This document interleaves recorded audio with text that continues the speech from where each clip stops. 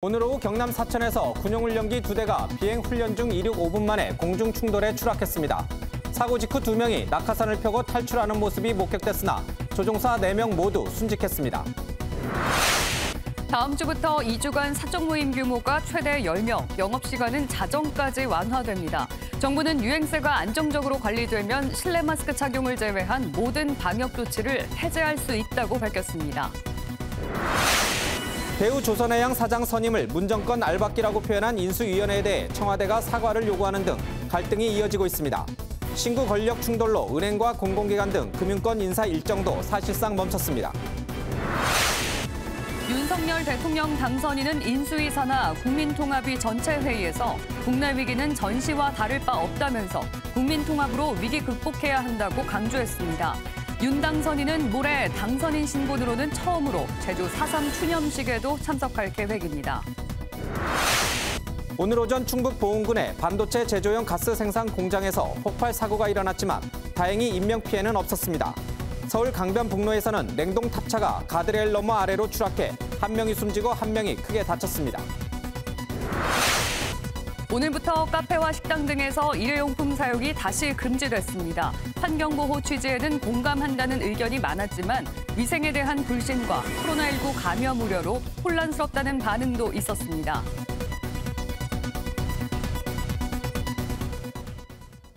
시청자 여러분 안녕하십니까. 오늘 오후 경남 사천에서 공군 전투용 훈련기 KT-1 2대가 비행 훈련 도중에 공중에서 충돌해 추락했습니다.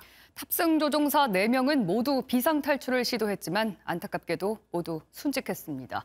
첫 소식 임성재 기자입니다. 농경지 인근 야산 주변으로 자욱한 연기가 뿜어져 나오고 낙하산 2개가 지상으로 떨어집니다. 비슷한 시각 주변 민가에서도 떨어지는 동체에서 뿜어져 나온 것으로 추정되는 시꺼먼 연기가 포착됩니다. 떨어진다. 오늘 오후 1시 37분쯤 경남 사천시 정동면 일대에서 공군 제3훈련비행단 소속 KT-1 훈련기 2대가 추락하는 사고가 발생했습니다.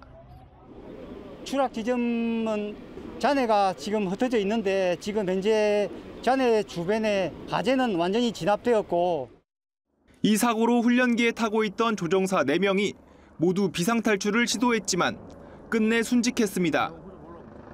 KT-1은 2인승 훈련기로 각각 중위 계급의 학생 조종사 1명과 군무원인 비행교수 1명씩 탑승했던 것으로 파악됐습니다.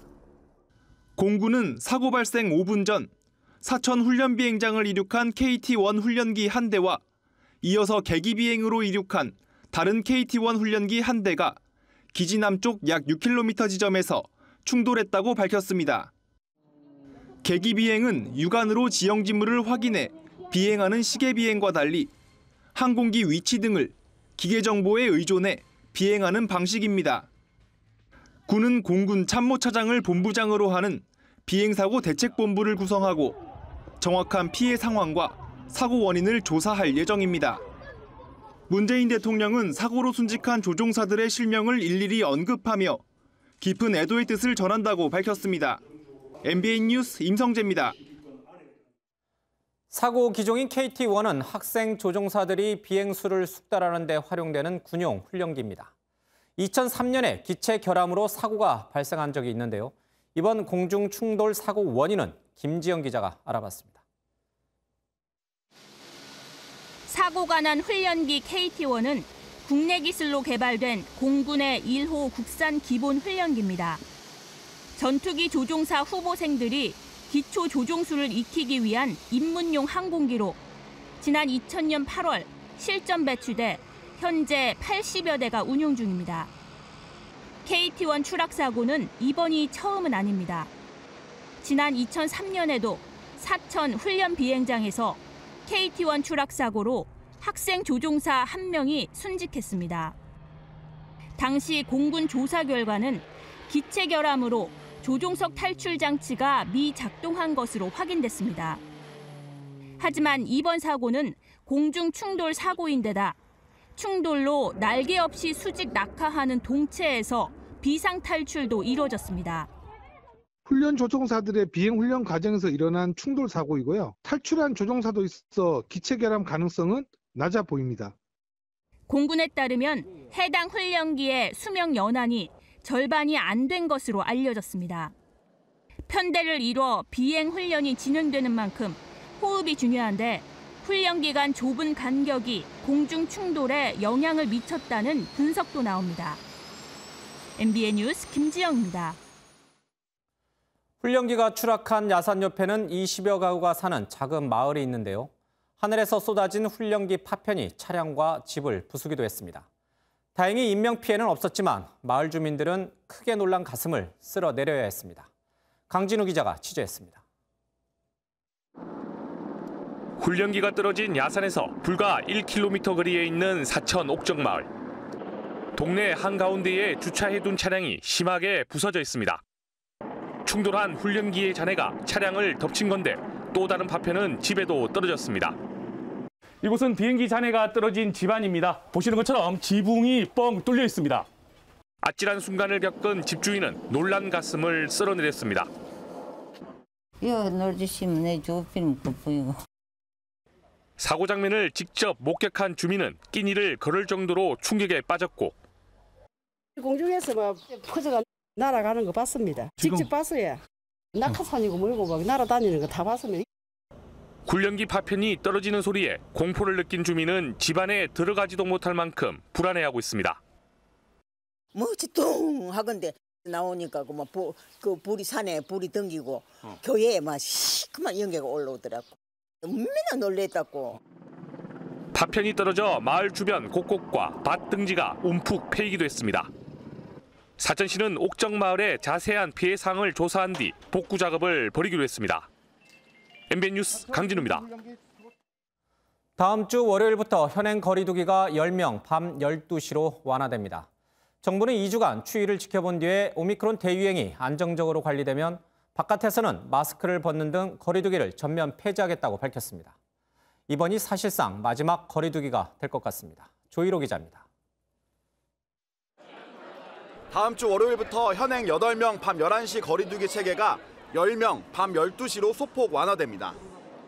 앞으로 2주간 유행 상황이 안정적으로 관리된다면 이후에는 현행 거리두기를 전면 해제하는 방안도 검토할 방침입니다.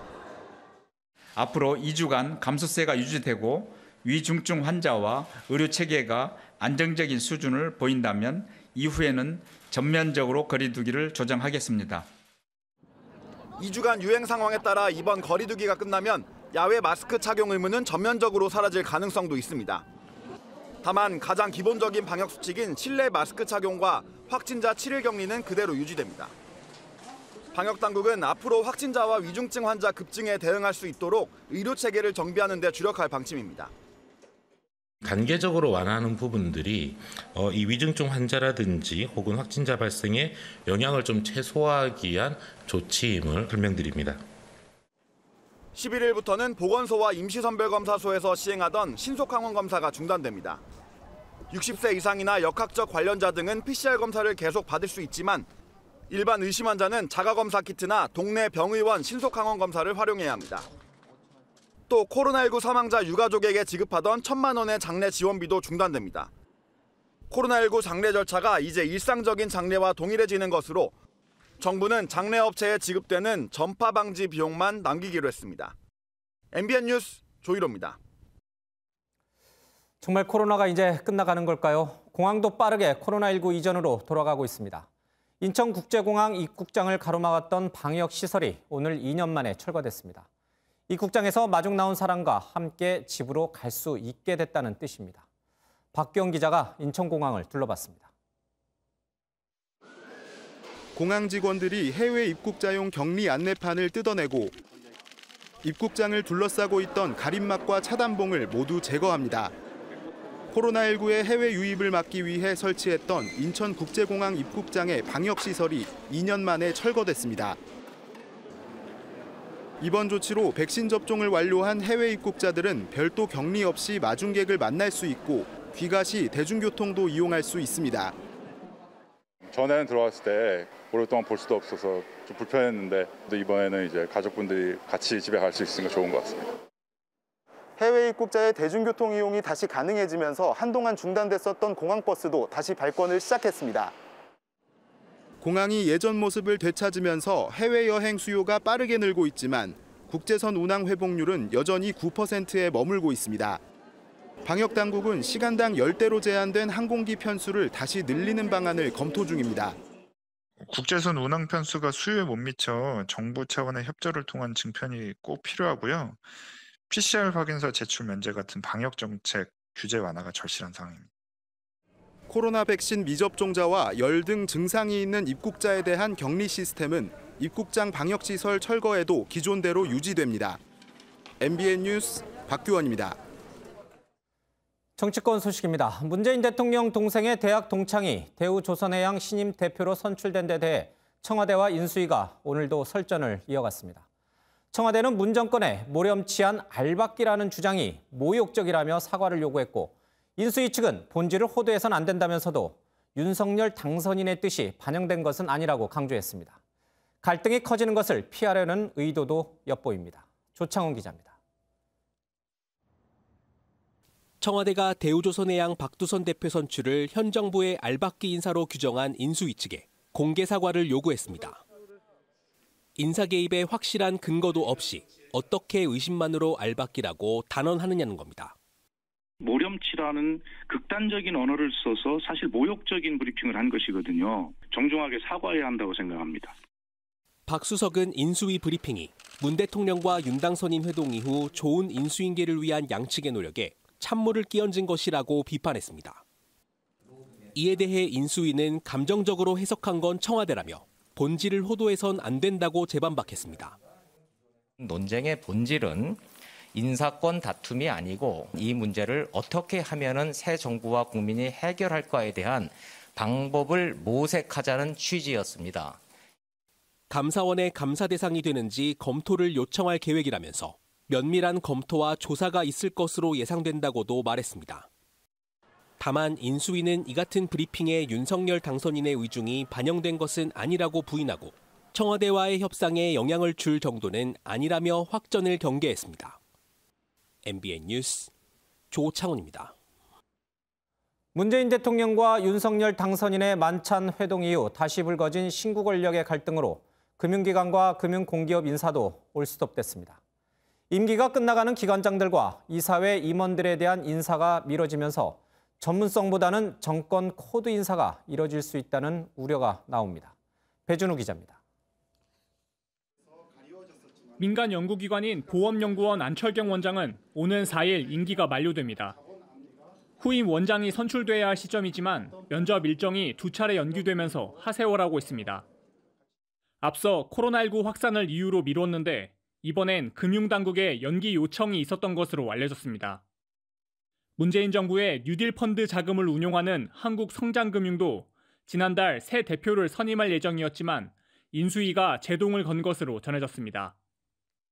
금융결제원은 오는 6일 김학수 원장의 임기가 끝나지만 원장 후보 추천위원회 구성에 대한 논의도 채 끝나지 않았습니다. 하는 총재도 새로 오시고 해가지고 청문회도 안 했기 때문에 그래서 아직 구체적으로 협의된 게 지금 없습니다.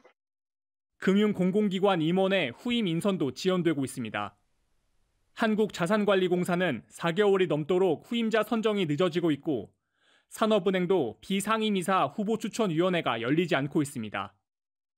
제도적인 것이기 때문에 정부와의 관계 부분들이 이걸 무시할 수는 없는 거지만은 국민들이 다 금융의 하나의 또 수요자가 되는 부분이 있기 때문에 전문성을 가지고 가는 것이 필요하지 않을까 생각합니다.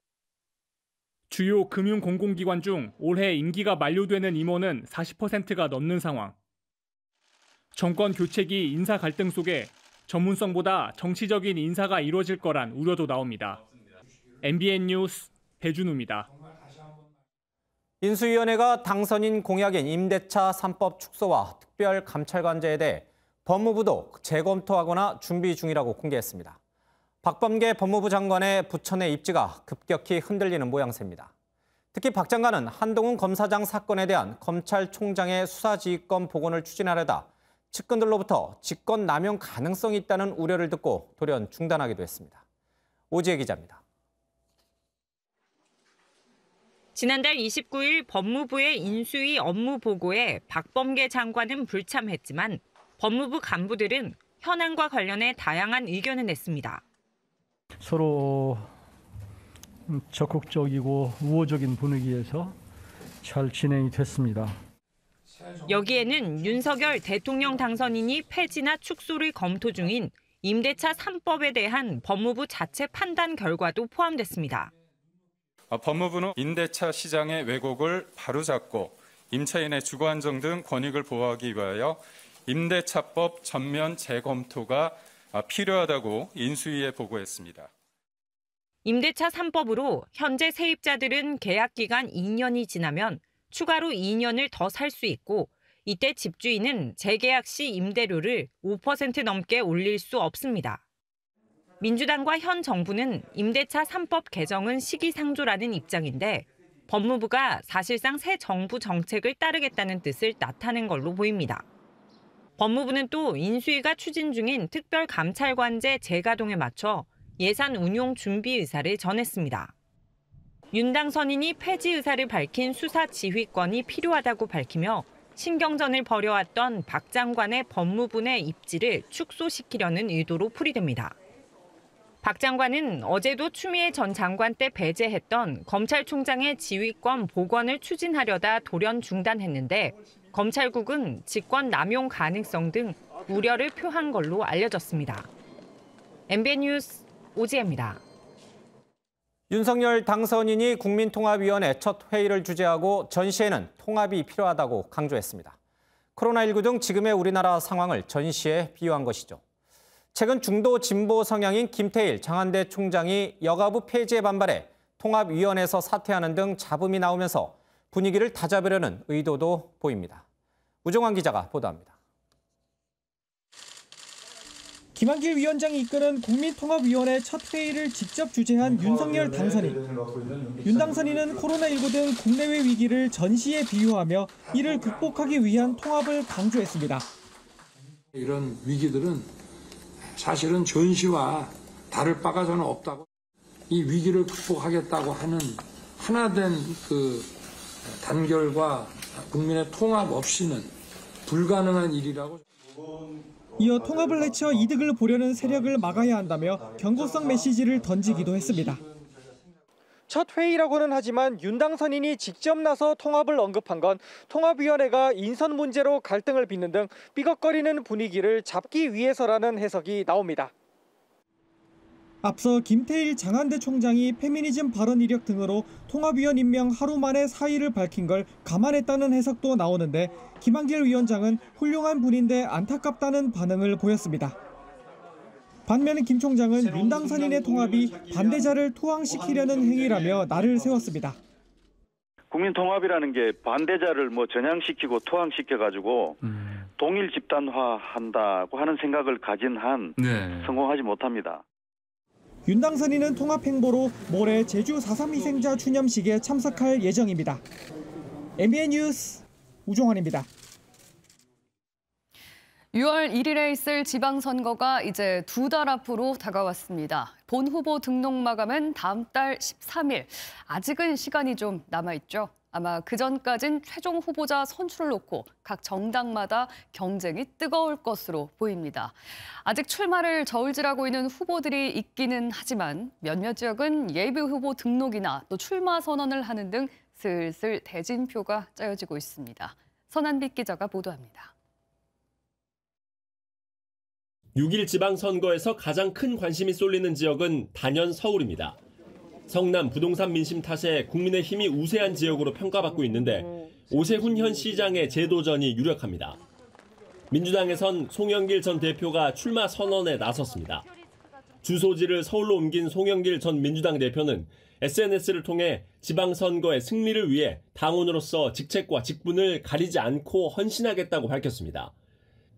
민주당에선 재선에 박주민 의원 도전 가능성이 높고 이낙연 전 대표와 임종석 전 대통령 비서실장도 꾸준히 거론되고 있습니다. 경기는 대선 주자 경험이 있는 김동연 새로운 물결 대표와 유승민 전 국민의힘 의원이 뛰어들며 대선급 빅매치를 예고했습니다. 민주당에선 김 대표와 조정식, 안민석 의원 등이 맞붙고 국민의힘에선 심재철, 함진규 전 의원도 출마 선언을 했습니다. 이번에 출사표를 던진 후보들 역시 차기 대선에서의 활약이 주목되는 정치인들이라는 점에서 미니 대선으로 평가를 받고 있습니다. 양당의 텃밭인 광주와 대구는 각 당의 경선 최대 격전지입니다. 광주에선 현 이용섭 시장의 강기정 전 청와대 정무수석이 도전하며 4년 만에 재대결을 벌입니다. 대구에선 홍준표 의원과 김재원 전 의원, 유영하 변호사까지 치열한 한판을 예고했습니다. 부산은 국민의힘 우세 속에 현 박형준 시장 재선 도전이 유력한데 민주당에선 변성환 전 부산시장 권한대행과 김혜영 전 의원의 이름이 거론되고 있습니다. 이달 말까지 각 당이 최종 후보 선출에 나설 것으로 예상되는 가운데 주요 격전지에선 당내 경선 룰을 둘러싼 잡음도 만만치 않을 것으로 보입니다. MBN 뉴스 선남입니다. 네, 앞서서도 보셨겠지만 대구시장 출마설이 돌았던 유영하 변호사가 공식 출마를 선언했습니다. 박근혜 전 대통령이 후원 회장을 맡게 되면서 이른바 박심을 등에 업었는데요. 이미 출마 선언을 한 김재원, 홍준표 의원까지 가세하면서 대구시장 선거가 크게 요동치고 있습니다. 심우영 기자입니다.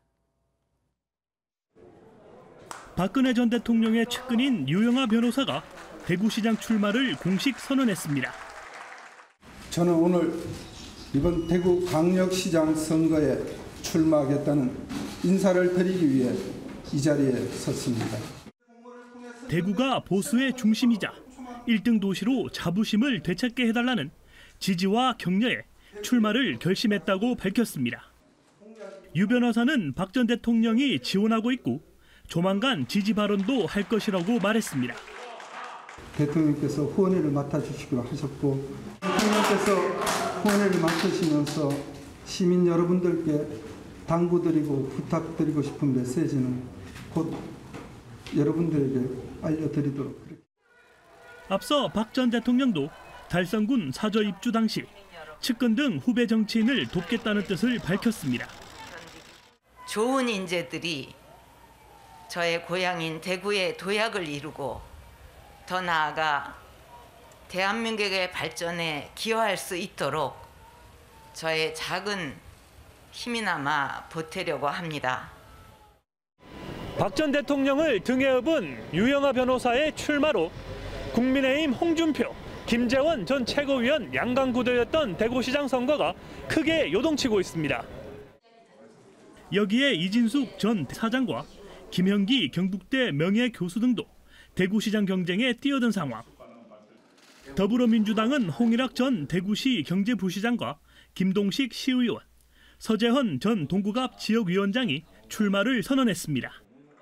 박 전 대통령 신복의 가세로 대구는 경기와 함께 6일 지방선거 최대 격전지로 떠올랐습니다. MBN 뉴스 심우영입니다. 6월 1일 지방선거는 지난 3월 9일에 있었던 대통령 선거 이후 3개월이 채 안 돼서 치러지게 되죠. 과연 대선 이후에 실시된 지방선거 결과는 어땠는지 강세현 기자가 분석해봤습니다. 6월 1일 지방선거가 2달 앞으로 다가왔습니다. 이번 지방선거는 대선이 열리고 약 3달 만에 치러지는데요. 역대 대선 이후 치러진 지방선거가 어떤 결과였는지 살펴보겠습니다. 2017년 5월 탄핵 전국 속에서 열린 19대 대통령 선거. 유권자는 문재인 대통령의 힘을 실어주었고 홍준표 당시 자유한국당 후보를 큰 차이로 따돌리며 승리했습니다. 1년이 지나 치러진 지방선거에서도 분위기는 그대로 이어졌습니다. 광역단체장 17곳 가운데 14곳에서 더불어민주당이 승리했고 기초단체장 역시 68%를 차지했습니다. 개혁 열기도 굉장히 강하지 않았습니까? 그래서 문재인 대통령 임기 초반 지지율이 거의 역대급이었었는데 당연히 그 영향을 이제 받을 수밖에 없는. 앞서 2012년 대선에서는 박근혜 전 대통령이 당선되고 1년 반이 지난 2014년 6월 지방선거가 실시됐습니다. 광역단체장은 새정치민주연합이 한 곳을 더 가져갔고 기초단체장은 새누리당이 과반수를 확보하며 백중세를 보였습니다. 대선이 끝나고 20개월이 지난 뒤 선거가 치러지며 정권에 대한 중화평가가 이뤄진 것으로 해석됩니다. 한 2년 정도만 지나도 우리나라 같은 경우에는 벌써 이 정권 심판론이 작동하기 시작하거든요.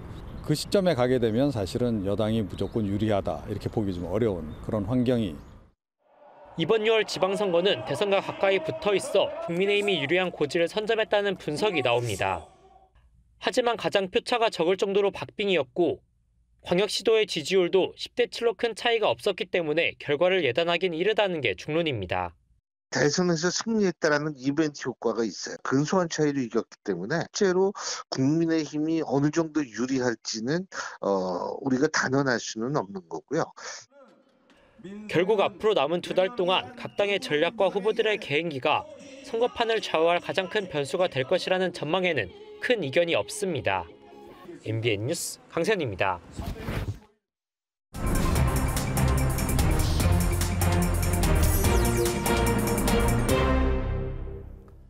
정치권 뒷이야기 알아보는 정치톡톡 시간입니다. 정치부 박자은 기자 나와 있습니다.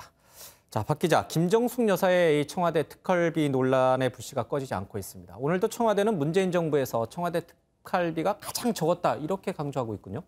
네, 연일 보도드리고 있는 김정숙 여사의 옷값 논란이 청와대 특활비 논란으로 계속 번지고 있는데요. 예. 박수현 소통수석은 어제에 이어 오늘도 문정부의 투명함을 강조했습니다. 특수활동비가 청와대에 도입된 이후로 모든 역대 정부의 물가 상승률을 계산하지 않더라도 최저의 그 특활비를 사용하고 있고 그리고 나머지도 다 국고에 반납하고 있다. 제도 개선도 하고 있다.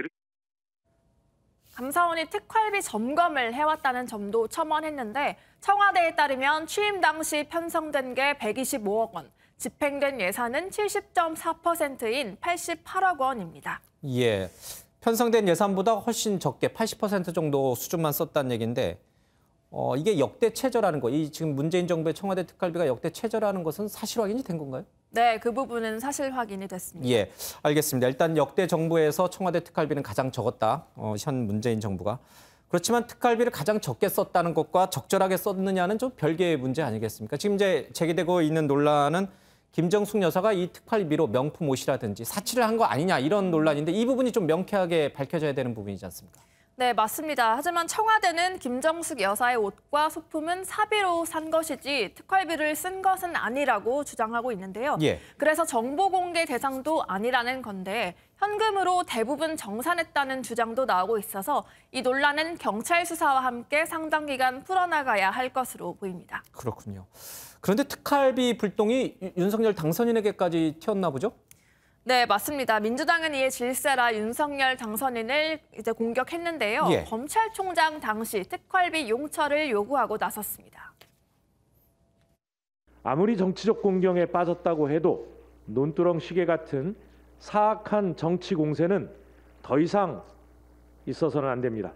당선인이 검찰총장 시절 집행했던 특활비 147억 원의 사용처부터 밝히는 것이 고 노무현 전 대통령의 논두렁 시계 사건까지 거론하면서 수위가 상당히 높았는데 예. 김건희 여사의 주가 조작과 논문 표절 의혹에 대해서도 범죄 규명이 시급하다고 밝혔습니다. 결국 김정숙 여사 공격에 대한 맞공으로 보입니다. 특활비 집행 액수만 놓고 보면은 청와대 특활비가 88억 원, 그리고 윤석열 검찰총장이 썼던 게 147억. 한 60억 정도를 윤석열 검찰총장이 더 쓴 거네요? 그렇게 보실 수도 있는데 예. 단순하게 액수로만 비교할 수는 없는 문제입니다. 그렇군요. 예. 검찰총장은 각 지역 검찰청 또 지원까지도 거느리고 조직이 청와대보다 훨씬 방대하기 때문에 검찰총장 특활비가 청와대 특활비보다 많다는 것도 고려해야 할 것 같습니다. 예, 그런 부분을 좀 우리가 염두에 두고 봐야겠군요. 단순 계산해서는 안 된다. 그런데 검찰의 특활비 공개가 역대 있었던 적이 있습니까? 네, 아직 전례가 없습니다. 예. 사실 올 초에 법원이 한 시민단체가 검찰을 상대로 정보공개 거부 처분 취소 청구 소송에서 일부 승소 판결을 내리며 특활비 일부를 공개하라고 판결했는데 검찰은 항소했습니다. 예. 또 2019년에도 윤 당선인이 검찰총장일 때 추미애 당시 법무부 장관이 당시 검찰 전체의 특활비를 감찰하도록 지시를 했는데 대검은 당시 현장 조사 등도 일절 거부했었습니다. 예. 검찰 특활비는 사건 수사나 정보 수집 또 기타 행사 등에 쓰이는데요. 거의 식비용으로 쓰인다고 합니다. 이런 가운데 청와대 국민청원 게시판에는 윤당 선인의 검찰 특활비를 공개하라는 글이 올라왔는데 4만여 명이 동의했습니다. 예, 이 특활비라는 게 이제 영수 처리가 되지 않는 돈이다 보니까 청와대도 그렇고 이제 검찰도 그렇고 공개하라는 요구에는 잘 응하지 않는군요. 알겠습니다. 김정숙 여사의 의상 디자이너 딸의 청와대 채용, 특별 채용 의혹이 다시 또 불거졌는데 이건 어떤 겁니까? 네, 이제 김정숙 여사가 단골 디자이너의 딸을 청와대에 특혜 채용했다는 의혹인데 예. 이를 두고 청와대는 전문성을 가지고 신뢰할 만한 사람을 추천받았고 정상적인 절차를 거쳐 계약했다고 했는데요. 이 자리는 문 대통령이 취임했던 2017년부터 총무비서관실 소속 계약직 자리로 대통령 부부가 사는 관저에 살면서 의상과 또 의전 등을 담당해왔다고 합니다. 예. 모르는 사람을 이제 채용할 것이냐 아니면 익숙히 아는 사람을 채용할 것이냐 그 과정에서 어떤 특혜가 있었느냐 여러 가지 좀 시끄럽습니다. 인수위 얘기로 가보겠습니다. 인수위에서 그룹 방탄소년단의 군복무 면제 얘기가 나왔어요. 네, 아주 뜨거운 감자인데요. 예. 안철수 인수위원회 위원장이 내일 BTS의 소속사 하이브를 방문할 계획입니다. 하이브를 선정한 이유는 7, 8년 만에 세계적인 K컬처 기업으로 성장했기 때문인데 이 BTS 군면제 논의를 하느냐에 대한 여러 추측성 보도에 인수위는 K컬처 발전 방향을 논의할 뿐 병역 특례는 전혀 검토하지 않았다고 선을 그었습니다. 예. 다만 멤버 중 한 명인 진 씨가 올 연말 입대를 앞둔 만큼 자연스럽게 병역 특례 관련 논의로 이어질 전망입니다. 현장 의견을 수렴하러 가시는 거기 때문에 뭐 그쪽에서 지금 얘기하신 것처럼 정말로 우수한 연예인에 대해서 병역 특례가 있어야 되지 않느냐 뭐 이런 의견은 충분히. 네, 현행법에선 예술, 체육 분야 특기를 가진 사람 중 문화체육관광부 장관이 추천한 사람을 예술체육요원으로 편입할 수 있는데요. 예. 이 대중음악 같은 대중문화 분야는 아직 포함되지 않아서 이 내용을 포함한 개정안이 발의됐고 현재 국회에 계류 중에 있습니다. 예. 병역 면제는 아주 대단한 민감한 얘기니까 쉽게 결론 내기는 어려울 것 같습니다. 알겠습니다. 자, 인수위원회 취재하고 있는 박자은 기자와 함께 얘기 들어봤습니다. 잘 들었습니다. 오늘 오전 충북 보은군의 한 산업단지에서 가스 폭발 사고가 발생했습니다. 창고에 있던 가스통이 연쇄 폭발하면서 흡사 현장은 폭격을 맞은 듯 아수라장이 됐는데요. 다행히 출근 시간 전에 사고가 일어나서 인명피해는 없었습니다. 김영현 기자가 보도합니다. 서서죠? 아니요, 선배. 저 서서. 시커먼 연기와 함께 불기둥이 치솟습니다. 연이은 폭발에 한 주민이 깜짝 놀랍니다. 충북 보은군 일반산업단지 내 반도체 제조용 가스 생산 공장에서 4차례 연쇄 폭발이 일어났습니다. 빵 소리가 나서 이제 바깥으로 뛰어나와 봤죠. 마을을 한 바퀴 돌아서 다시 집으로 가는데 2차 또 폭발이 또 일어났죠. 사고는 직원들이 출근하기 전에 발생해 인명피해는 없었지만 공장 일대가 아수라장으로 변했습니다. 폭발 당시 충격이 얼마나 컸던지 공장 지붕이 이렇게 떨어져 나갔고 내부 곳곳이 심하게 부서졌습니다. 해당 공장은 반도체 공정에 사용되는 디브란이라는 특수가스를 제조하는 업체가 운영하고 있습니다. 당시 자재 창고 안에는 이 가스가 들어있는 10리터짜리 통 10개가 있었는데 이 중 4개가 연달아 폭발한 것으로 알려졌습니다. 용기 불량에 의한 폭발인지 가스 누출에 의한 폭발인지는 디브란은 공기와 접촉하면 폭발하는 성질이 있어 소방 당국이 추가 폭발을 우려해 선뜻 진입하지 못했습니다. 소방 당국은 냉각 작업 등 안전 조치를 마무리한 뒤 현장 조사를 통해 폭발 원인을 찾고 있습니다. MBN 뉴스 김영현입니다. 서울 강변북로를 달리던 냉동탑차가 차선을 바꾸려고 끼어든 택시를 피하려다가 5m 고가도로 아래로 추락했습니다. 이 사고로 운전기사가 크게 다치고 조수석에 있던 남성은 끝내 숨졌습니다. 이시열 기자입니다. 흰색 차량이 찌그러진 채 뒤집혀 있고 가드레일 위 표지판은 꺾여 있습니다. 소방대원들이 뒤집힌 차량 내부를 수색하고 탑승자를 구조해 구급차로 옮깁니다. 차량 옆 도로엔 냉동육들이 쏟아져 나왔습니다. 오늘 새벽 3시 20분쯤 강변북로에서 서울숲 방향으로 진입하던 2.5톤 냉동 탑차가 추락하는 사고가 발생했습니다. 화물차는 뭐냐면 이게 마장동을 가는 화물차에 고기 냄새 나잖아요. 근데 택시가 갑자기 끼어들었나 봐요. 그러니까 이게 중심을 잃고 비틀거리다가 이러지. 차량은 가드레일을 들이받고 교각 5m 아래로 추락했습니다. 강변북로를 달리던 택시는 서울숲 방향 진출로에서 급하게 차선을 변경했는데 경찰은 탑차가 이를 피하려다 중심을 잃고 넘어진 것으로 보고 있습니다. 이 사고로 60대 탑차 운전자가 중상을 입었고 동승자인 40대 남성은 병원으로 옮겨졌지만 끝내 숨졌습니다. 택시를 운전한 60대 남성은 음주 상태는 아니었던 것으로 알려졌습니다. 서울 성동경찰서는 택시기사를 교통사고 처리 특례법 위반 혐의로 입건하고 자세한 사건 경위를 조사하고 있습니다. MBN 뉴스 이시열입니다. 강원 동해바다에선 이른바 문어 대첩이 벌어지고 있습니다. 일반인들이 취미 삼아서 문어를 잡는 관광 낚싯배를 두고 문어잡이 어민들이 생업에 타격이 크다면서 불만을 토로한 건데요. 급기야 해상 시위까지 이렇게 이어지면서 일촉즉발의 상황까지 벌어졌습니다. 장진철 기자의 보도입니다. 작은 문어잡이 어선들이 관광 낚싯배를 에워쌌습니다. 멀리 떨어지세요. 낚싯배 영업 방해하면 안 됩니다. 문어 주산지인 강원 고성 등 동해북부 해역에서 관광 낚시 어선이 올해 첫 영업에 나서자 문어잡이 어선 200여 척이 집단 항의에 나선 겁니다. 어민들과 낚싯배 선주들이 갈등을 빚는 건 예전만큼 문어가 잡히지 않고 있기 때문입니다. 최근 5년간 국비 150억 원을 들여 문어 방류까지 했지만 어민들이 잡는 문어는 과거보다 3분의 1 수준으로 오히려 줄었습니다. 어민들은 어획량 급감을 관광 낚싯배 탓으로 보고 있습니다. 어민들은 문어 조업을 외줄 낚시로 지정된 장소에서만 하는 반면 관광 낚싯배는 한 번에 20명 정도가 오징어 낚싯줄을 내려 마구잡이로 잡는다는 얘기입니다. 모든 해상에서 장소를 가리지 않는 것도 문제점으로 지적됩니다. 낚시 어선들은 배를 가지고 여기저기를 다 다니면서 산란하는 문어까지 다 잡아가는 그러한 행위를 하고 있으니까 이런 비난에 낚싯배 선주들도 불만이 가득합니다. 1년에 6개월간 문어 금어기를 정해 지켰고 문어잡이 어민들이 활동하는 수역을 피해 영업하는 등 나름대로 피해를 주지 않으려고 노력해왔다는 겁니다. 낚시 어선들은 뭐 낚시를 접으란 얘기잖아요 지금. 오늘도 지금 8마리 잡아갖고 들어왔어요. 21명 나가서.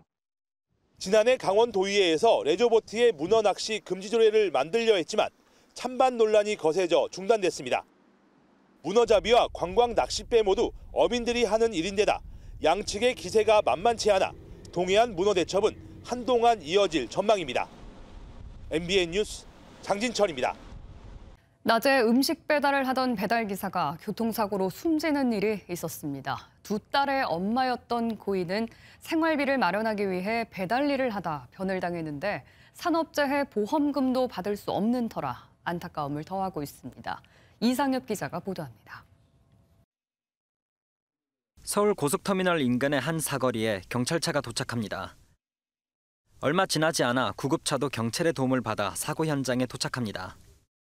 그제 낮 12시 반쯤 이 도로에서 40대 여성이 교통사고로 사망했습니다. 거기에 지금 이렇게 누워있어가지고 신천을 쌓아놨더라고요. 그 다음에 경찰차가 이게 가리고 있어서. 2딸을 키우는 이 여성은 배달 플랫폼에 가입한 배달기사로 점심 주문을 받고 배달을 하고 있었습니다. 올해 초 도보로 배달 일을 하다 지난달부터 전기자전거를 타기 시작했는데 한 달도 안 돼 사고를 당한 겁니다. 사고가 발생한 도로변에는 고인의 죽음을 추모하는 화환이 놓였습니다. 배달기사들은 고인이 산업재해 보험금마저 받을 수 없는 상황이라며 제도 개선을 요구하고 나섰습니다. 고인은 근로시간과 소득이 일정 기준을 넘겨야 보험에 가입할 수 있는 이른바 전속성 기준을 충족시키지 못했습니다. 우리는 정부에 요구한다. 산재보험의 전속성 기준을 폐지하고 단 한 건이라도 돈을 받고 일을 한다면 산재보험을 적용하라. 배달 노동을 하다 산업재해로 숨지는 사람은 해마다 늘어 지난해 18명에 달합니다. MBN 뉴스 이상엽입니다.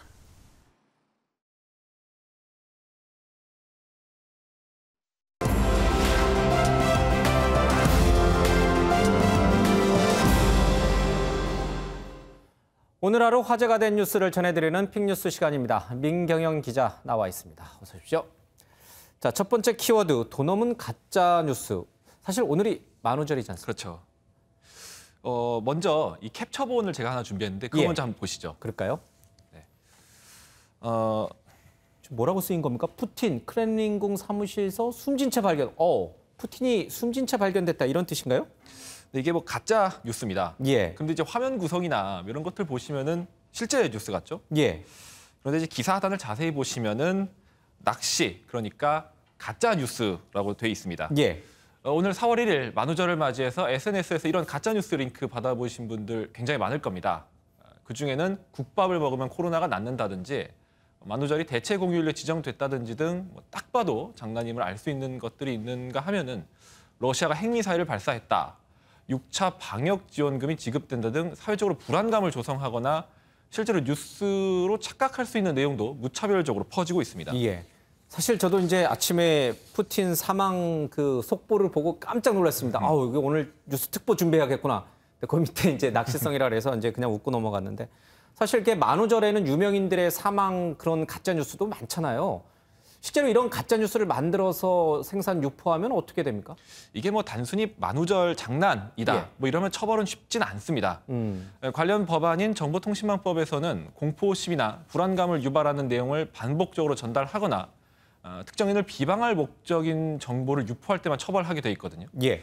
하지만 가짜뉴스 내용이 심각해서 특정인을 비방하는 것으로 인정이 된다든지 특정 기업에 손해를 끼치는 경우에는 형법상 명예훼손죄나 업무 방해죄 등으로 처벌받을 수 있습니다. 예. 특히 이제 뭐 소방청이라든지 경찰에 그쵸, 한참 업무로 바쁜 그런 곳들에 장난 전화 걸면 큰일 날 것 같습니다. 적당히 좀 해야겠습니다. 자, 다음 키워드는 돈 없는, 이거는 이제 했고요. 북한 윤석열 때리기네요. 네, 얼마 전에 윤석열 대통령 당선인이 집무실 이전 계획을 발표하다가 국방부 지하 벙커 위치를 언급한 적 있죠. 그렇죠. 들어보시겠습니다. 여기도 지하 벙커가 있고 여기도 지하 벙커가 있고 비상시에는 여기 밑에가 다 통로가. 이 발언을 두고 북한이 딴지를 건 겁니다. 선전 매체를 통해서 윤 당선인이 군사기밀보호법을 위반해 각계의 비난을 받고 있다고 밝혔는데요. 이어 초보적인 군사 상식도 모른다, 어떻게 군 통수권자 역할을 할지 의심스럽다며 원색적으로 비난했습니다. 예. 사실 북한이 우리 안보의 가장 큰 위협이잖아요. 그렇죠. 북한이 이런 관점에서 비난했다는 게 어떻게 보면 다소 어이가 없죠. 그러니까요. 자신들에게 유리한 군사 정보를 우리 대통령 당선인이 발표한 건데 자기들이 왜 비판합니까? 그렇죠. 좀 이해하기가 어렵습니다. 근데 이 부분은 당시에 윤석열 당선인이 브리핑할 때도 지적이 됐어요. 군사 기밀을 그렇게 노출하면 되느냐. 실제로는 근데 그게 군사밀이냐 아니냐 이건 좀 논란이 있죠. 네, 말씀하신 대로 당시 온라인 커뮤니티 등에서도 윤석열 당선인이 국가 기밀을 누설했다, 뭐 이런 비판이 나오기도 했는데요. 사실 언급된 합동참모본부 지하벙커는 이미 언론을 통해 수차례 알려진 바 있습니다. 예. 이게 뭐 특별히 숨겨야 할 기밀이다 이렇게 보긴 어렵죠. 사실 북한의 윤 당선인 때리기는 계속 이어져 왔는데요. 예. 당선 직후부터 꾸준히 여러 채널을 통해서 이렇게 비난을 벌인 바 있습니다. 예, 새로운 윤석열 정부와 또 북한의 남북 관계가 또 어떻게 풀려갈지도 좀 봐야겠습니다. 자, 다음 키워드 볼까요? 헌혈하면 캐릭터 빵을, 이건 또 뭔가요? 그 최근 인기를 끄는 포땡땡 캐릭터 빵 아시죠? 네, 저 봤어요, 사진에서. 네. 혹시 예. 드셔보신 적 있나요? 없습니다. 그 추억의 빵이라면서요. 예. 네, 저도 먹어본 적은 없는데요. 이거 빵을 구하려고 마트가 열기 전부터 줄을 서온다든지 판매점을 찾아 헤매는 등의 진풍경이 여러 차례 보도되기도 했었죠. 예. 최근 한 네티즌이 이 캐릭터 빵의 인기를 이용해서 헌혈 돌풍을 일으키자는 아이디어를 제시했었는데요. 예. 실제로 대한적 십자사에서 이를 긍정적으로 검토하고 빵 제조사에 가능한지를 문의했다고 합니다. 만약 성사가 된다면은 헌혈의 집에서 헌혈을 하고 나서 인기 캐릭터 빵을 받을 수도 있는 거죠. 제가 한참 헌혈할 때는 초코파이 줬는데 이제 이게 캐릭터 빵으로 바뀌는 거군요. 근데 왜 이거를 대한적십자사 헌혈의 집에서 주는 건가요? 이유가 있을 것 같은데. 이게 헌혈을 원래 이제 봉사의 개념으로 봐야 되잖아요. 그렇죠. 그렇기 때문에 헌혈을 한다고 해서 이런 인기 상품을 준다, 이런 게 좀 비판을 받을 소지도 있다라는 시각도 있습니다. 예. 그런데 지금 워낙 국내 혈액 보유량이 좋지가 않거든요. 예. 오늘 기준 국내 혈액 보유량은 3.11분입니다. 3일치밖에 지금 보유량이 없어요? 네, 주의 단계에 가까운 관심 단계라고 할 수 있는데요. 예. 이렇게 혈액 보유량이 부족한 게 지금 어제 오늘 일이 아닙니다. 코로나19 일일 확진자가 계속 이제 몇십만 명 단위로 나오고 있지 않습니까? 예. 그렇기 때문에 국내 헌혈 가능 인원이 급감했기 때문입니다. 뭐 과연 이 캐릭터 빵 열풍이 혈액난 해소에 일조할 수 있을지도 지켜봐야겠습니다. 그러니까 이제 캐릭터 빵을 주면서까지 헌혈을 좀 해달라 이렇게 간곡히 호소하고 있는 거군요. 그렇죠. 사실 이제 헌혈의 집이라든지 이제 헌혈 차량은 워낙 소독이 잘 돼 있기 때문에 가서 헌혈하셔도 코로나19에 이제 전염이 되지 않는데 너무 걱정 안 하셔도 될 것 같습니다. 알겠습니다. 자, 마지막 키워드, 캄보디아에서 잡힌 마약 총책. 이거 우리나라 총책 말하는 거죠? 네, 뭐 준비한 영상 먼저 한번 보시죠. 무장한 외국 경찰들이 한 여성을 체포하고 있는데요. 영상 속 장소는 캄보디아고 잡힌 여성은 한국 국적의 30대 여성 A씨입니다. A씨는 동남아 국가에서 생산한 마약을 국내로 밀반입하는 조직의 총책입니다. 2018년 3월부터 베트남, 태국, 캄보디아에서 마약을 들여온 혐의를 받고 있는데요. 예. 국정원하고 경찰, 인터폴의 공조로 검거했고 오늘 국내로 강제 송환됐습니다. 무려 10곳이 넘는 수사기관에서 A씨를 쫓을 정도로 범행 규모가 컸다고 하는데요. 경기 북부경찰청 한 곳에서만 압수한 마약이 16,000명 투약분, 시가로는 16억 원이 넘었다고 합니다. 예, 16,000명 투약분이다. 이제 우리나라도 미국이라든지 이제 중남미 국가들처럼 그런 마약 국가가 되는 건 아닌지 좀 걱정스럽긴 합니다. 알겠습니다. 여기까지 듣겠습니다. 민경영 기자였습니다. 북한이 지난달 24일 대륙간 탄도미사일 ICBM 도발에 나선 데 이어서 핵실험 재개를 준비하고 있다는 분석이 잇따르고 있습니다. 일정 간격을 두고 미사일 도발과 핵실험을 하는 북한의 도발 전술이 또다시 진행될 가능성이 제기된 건데요. 미국 CNN은 북한이 풍계리 핵실험장에서 건설 활동 등을 다시 시작했다고 보도했는데 미 국무부도 상황을 주시하고 있다고 밝혔습니다. 김근희 기자의 보도입니다. 미국 CNN이 정부 관계자 5명의 말을 인용해 북한이 함경북도 길쭉은 풍계리 핵실험장에서 실험 준비를 시작한 것으로 보인다고 보도했습니다. CNN은 북한이 풍계리 핵실험장에서 갱도를 굴착하고 건설 활동을 시작했다며 이는 핵실험 재개를 위한 중요한 작업이라고 전했습니다. 다만 핵실험이 언제 이뤄질지는 불분명하고 복구 활동이 달려있다고 덧붙였습니다. 미 국무부도 북한의 상황을 예의주시하고 있다며 한국과 일본을 비롯한 동맹국들과 계속 협력할 것이라고 강조했습니다. So we are monitoring the situation very closely. We have made clear that continued provocations will incur additional responses from the international community. 최근 우리 군도 풍계리 핵실험장의 4개 갱도 가운데 3번 갱도 주변에서 복구 활동 움직임을 포착한 것으로 알려졌습니다. 한미 정보 당국은 북한의 핵실험 준비 동향 등 관련 동향을 면밀히 추적 감시하고 있으며 긴밀한 한미 공조를 바탕으로 특히 이번 달에는 김정은 위원장 집권 10주년을 비롯해 김일성 주석 생일 110주년, 조선인민혁명군 창건 90주년이 있습니다. 북한이 주요 기념일을 전후로 고강도 도발에 나설 것이란 전망이 나오는 가운데 한미는 오는 4일 미국 워싱턴 DC에서 북핵 수석대표 협의를 열고 대응 방안 등을 논의할 예정입니다. MBN 뉴스 김근희입니다. 오늘부터 카페나 식당에서 일회용품 사용이 다시 금지됐습니다. 코로나19로 중단된 이후 약 2년 만인데요. 시민들은 일회용품을 줄이자는 취지에는 공감한다면서도 혹시 코로나 감염으로 이어지진 않을까 불안해하는 모습입니다. 조동욱 기자입니다. 매장에서 드시고 가시나요? 네, 먹고 가시죠. 드시고 가시면 저희가 매장용 컵으로 제공드리는데 괜찮으세요? 플라스틱 폐기물이 급증하면서 매장 내 일회용품 사용이 오늘부터 다시 금지됐습니다. 코로나19로 감염 위험성이 증가하면서 잠정 중단된 지 2년여 만입니다. 오늘부터 일회용품 사용 제한이 다시 시작되면서 매장 밖에서만 일회용 컵을 사용할 수 있습니다. 플라스틱 컵과 접시는 물론 나무젓가락과 이쑤시개 등 일회용품 전부가 해당합니다. 시민들은 막대한 플라스틱 사용으로 쓰레기가 늘어나고 있는 만큼 규제에 공감한다면서도 환경을 보호하는 일이니까 이거 시행함으로써 제 주변에서도 개인 텀블러 많이 가지고 다니고 있고 아직 코로나가 완전히 진정되지 않았는데 불안하다는 마음도 털어놨습니다. 코로나 때문에 조금 불안한 감은 있긴 한데 매장에서 사용하는 게 조금 불안하기도 하고요. 하지만 정부는 머그컵이나 그릇을 깨끗이 씻어 사용할 경우 코로나19 감염 위험은 걱정하지 않아도 된다고 설명했습니다. 의학 전문가분들 의견을 고려해서 규제를 다시 재개한 거고요. 단년도에 10%, 20% 이렇게까지 증가한 거예요. 줄일 수 있는 일회용품은 줄이자라는 취지로. 위반할 경우 업주에게 최대 300만 원의 과태료가 부과되지만 정부는 당분간 과태료 없이 계도에 집중한다는 계획입니다. MBN 뉴스 조동욱입니다.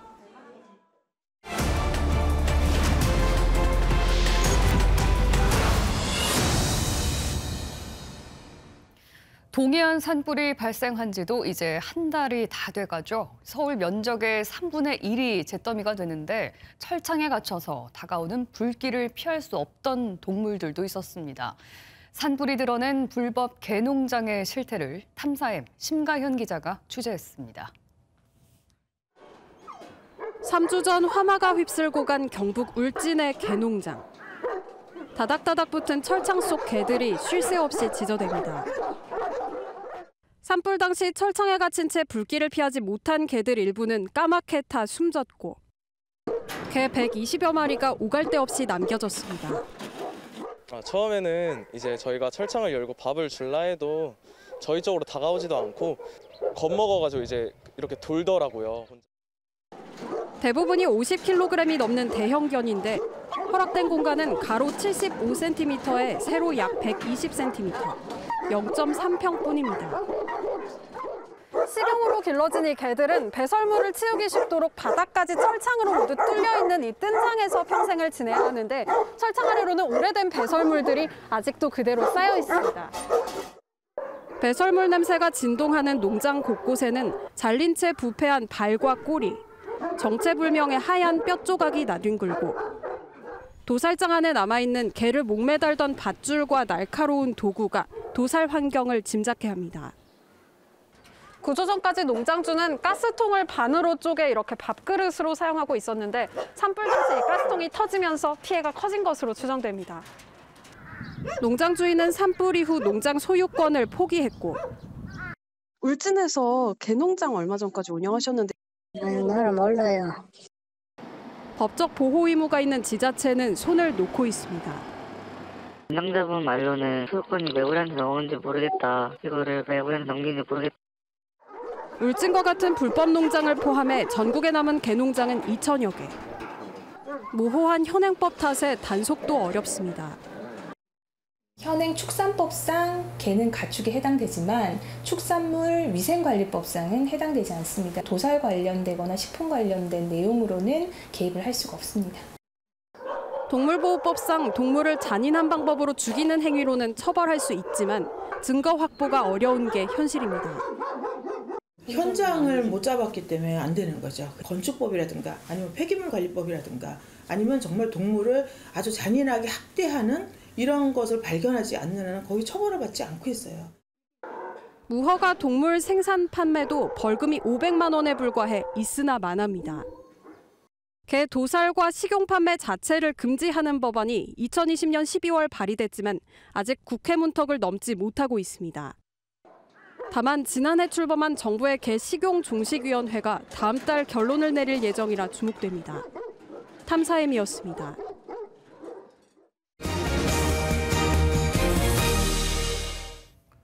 러시아와 우크라이나 간 평화 협상이 진전을 보이고 있다는 소식을 얼마 전에 전해드렸는데 이게 러시아의 기만 전술이었을까요? 미국은 러시아가 철군 대신 재정비 이후 수도 키이우 등 4곳에 대해 집중 공격을 하고 있다고 판단하고 있습니다. 바이든 대통령은 폭등한 유가를 잡기 위해 하루 100만 배럴의 비축유를 방출하기로 했습니다. 워싱턴에서 최중락 특파원입니다. 미국은 러시아군이 철수가 아닌 재배치 이후 우크라이나 4곳에 공습을 집중하고 있다고 분석했습니다. 미 국방부 고위당국자는 키이우와 북부 체르니우, 하르키우 남쪽, 돈바스 지역에 공격이 집중적으로 이뤄지고 있다고 판단했습니다.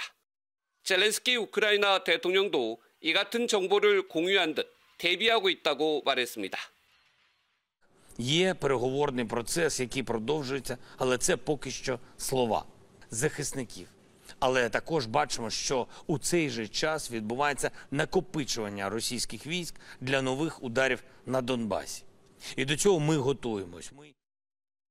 이런 가운데 바이든 미국 대통령은 푸틴의 전쟁으로 유가가 상승했다며 바로잡기 위해 6개월 동안 하루 100만 배럴의 비축유를 방출하겠다고 밝혔습니다.